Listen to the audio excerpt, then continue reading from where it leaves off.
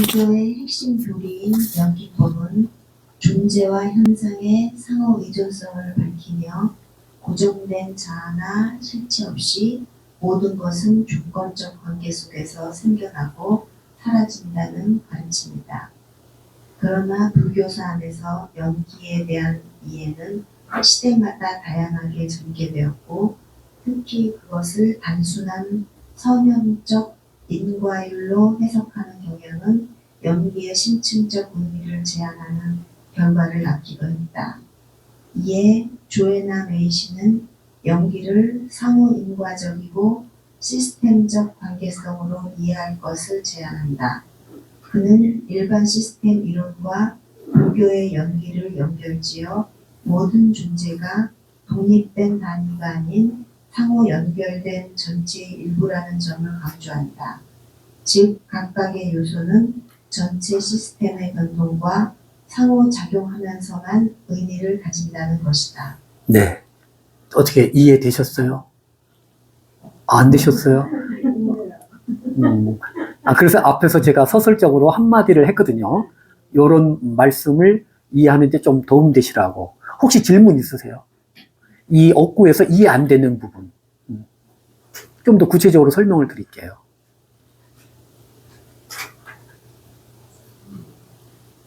여기서 그 중요한 단어는 상호인과라는 거예요. 상호인과. 거기 나오죠. 선형, 네 번째 줄에 보면은 연기에 대한 이해가 시대적으로 다르게 나타나면서 이 부파가 갈라지거든요.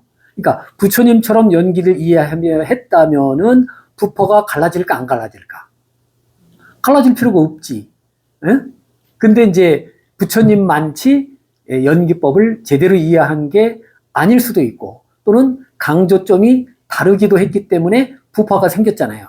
예, 그런 것처럼 또 대승불교가 생기면서 부처님이 말씀하신 연기법을 좀 더 우리가 다시 한번 살펴보자, 이런 의미에서 대승불교가 초기 불교로 돌아가자 이렇게 했단 말이에요. 거기에 가장 핵심이 뭐라?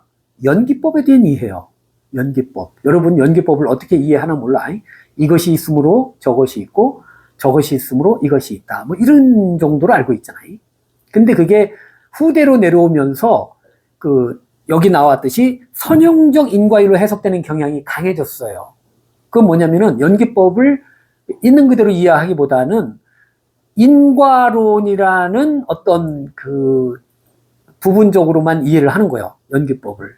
그래서 A가 있어서 B가 있고 B가 있어서 C가 있다, 이런 식으로. 그쵸?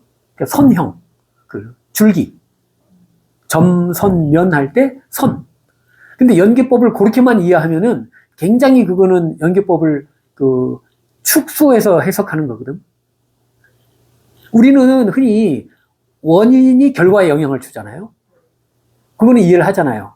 그런데 결과가 원인에 영향 주는 건 잘 생각을 안 하거든. 근데 세상은 그렇게 돼 있다고. 그걸 조에나 메이시가 뭐라고 하냐면은 피드백 시스템이야. 시스템은 항상 피드백이 있어. 피드백. 밥을 먹잖아. 밥을 먹어. 그러면 소화가 돼가지고 화장실 가서 나오죠. 그러면 그게 돌고 돌아서 어떻게 돼? 음식으로 통해 가지고 다시 나한테 들어오잖아. 그쵸? 채소나 짐승을 통해 갖고 또 내 먹이가 돼서 돌고 돌거든. 그걸 순환적인 구조라고 그래. 순환적인 구조. 시스템이라는 것은 그 순환이 잘 되는 구조야, 잘 못 되는 구조야. 잘 되는 구조인 거예요. 잘 안 되면 시스템이 어떻게 된다? 망가지는 거예요. 네. 그런 면에서 이 인간이라고 하는 것이 어떤 개체적인, 아까도 말했지, 개체적인 존재가 아니라 뭐라? 관계성 속의 조건, 존재, 내지는 관계성 속의 과정인 거예요. 과정.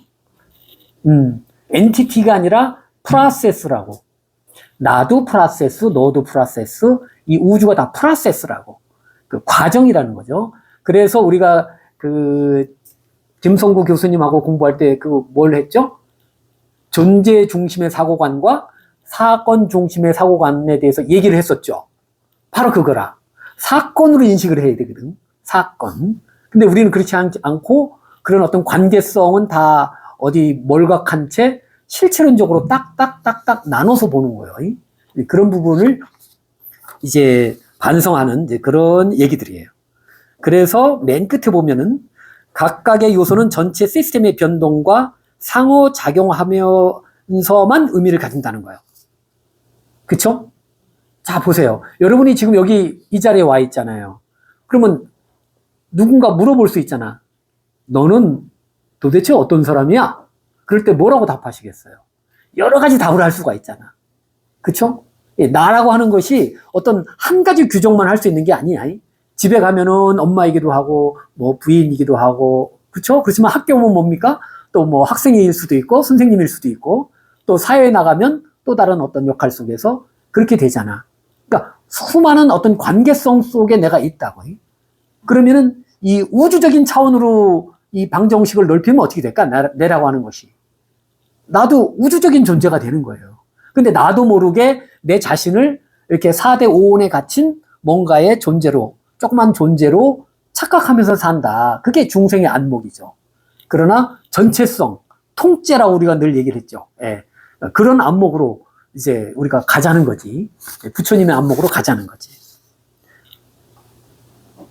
그래서 오히려 원인이 결과에 영향을 주기도 하지만은 그 결과가 또 원인에 영향을 주기도 하는 거예요.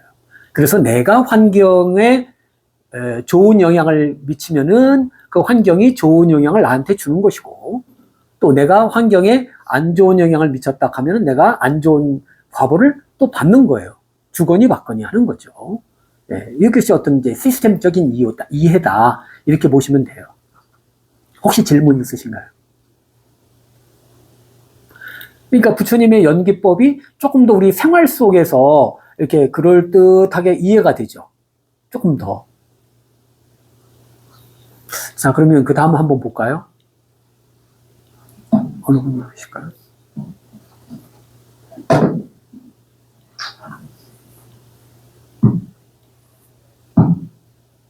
메이 씨는 이러한 통제를 바탕으로 연기는 단순히 원인 결과의 시술이 아니라 사슬이 아니라 상호작용하는 역동적 네트워크로 이해되어야 한다고 주장한다. 이는 현대 생태학이나 생명과학, 복잡계 이론 등과도 공명하며 불교적 실천이 단지 개인 구제를 넘어서 생명 전체, 생태계 전체와의 관계성 회복으로 확장될 수 있는 가능성을 연다. 그의 작업은 특히 생태 불교와의 접점에서 주목받으며 개별 존재의 까탈만이 아닌 전체 생명계의 고통에 응답하는 수행으로서 연기의 실천적 지평을 넓히는 데 기여하고 있다. 네. 전체 생명계의 고통에 응답하는 수행. 네, 이게 어떻게 보면은 이 great turning, 그래서 대전환을 우리가 이루어야 된다. 이렇게 나와요. 그래서 농업혁명에서 산업혁명, 이제는 뭐 디지털 혁명이라고 얘기를 하지만 조애나 메이 씨 입장에서는 이 생태혁명이 필요하다. 그래서 그거를 대전환이다. 이렇게 얘기를 하고 있습니다. 그래서 말씀드렸듯이 연기라고 하는 것이 단순한 원인과 결과의 사슬이 아니고 상호작용하는, 아까 이해했죠? 상호작용하는, 결과가 원인이 결과에, 그런 역동적인 네트워크다. 역동적이라는 게 중요한 거죠. 예.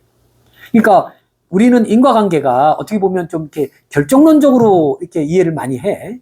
그쵸? 예를 들어서 뭐 10원어치 잘못했다 그러면은 10원어치 벌을 받아야 된다. 그렇게 생각을 하잖아요. 그런 게 아닌 거예요. 예. 불교의 자비로 봐도 그거는 좀 안 맞는 얘기예요. 얼마든지 10원어치 잘못하면 10원어치 대가를 치를 수도 있지만, 순간에 우리가 개심을 해가지고 참여를 하거나 어떤 또 다른 대처를 하게 되면은 10원짜리 잘못이 어떻게 된다? 1원짜리 잘못으로 받을 수도 있거든. 그거 이해하십니까?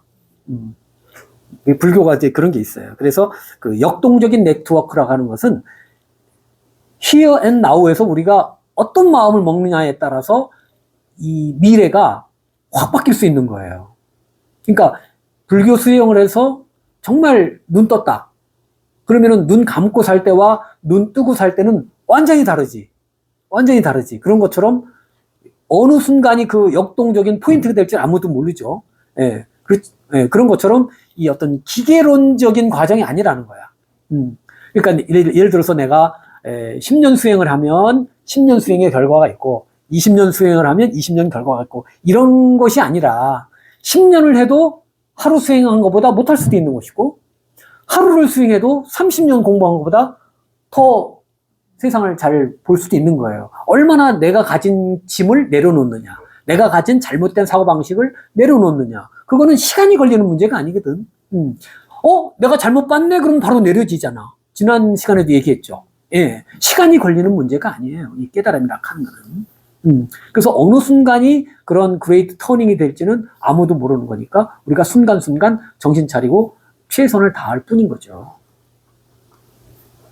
그래서 이 수행이라 하는 것이 나만 잘하면 돼, 나만 해탈하면 돼, 이런 사고방식을 가질 수가 없는 거예요.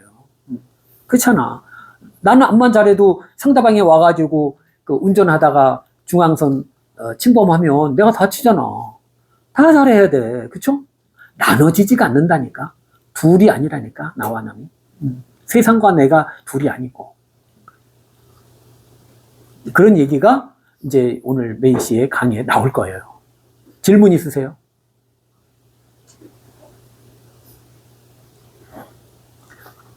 자, 마지막 문단 누가 읽어주실까요?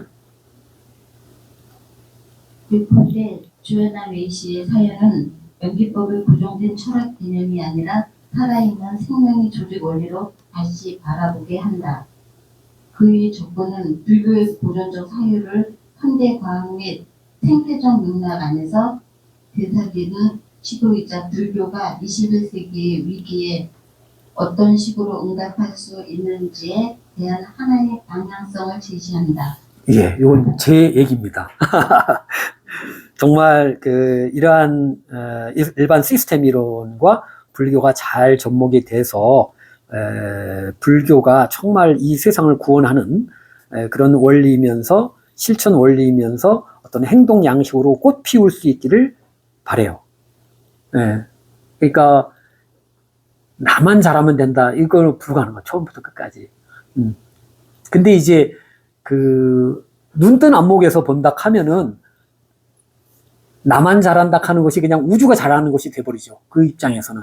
그쵸? 나와 우주가 나눠져 있지 않을 테니까. 그 깨달은 입장에서는. 예. 이제 그런 것이고요.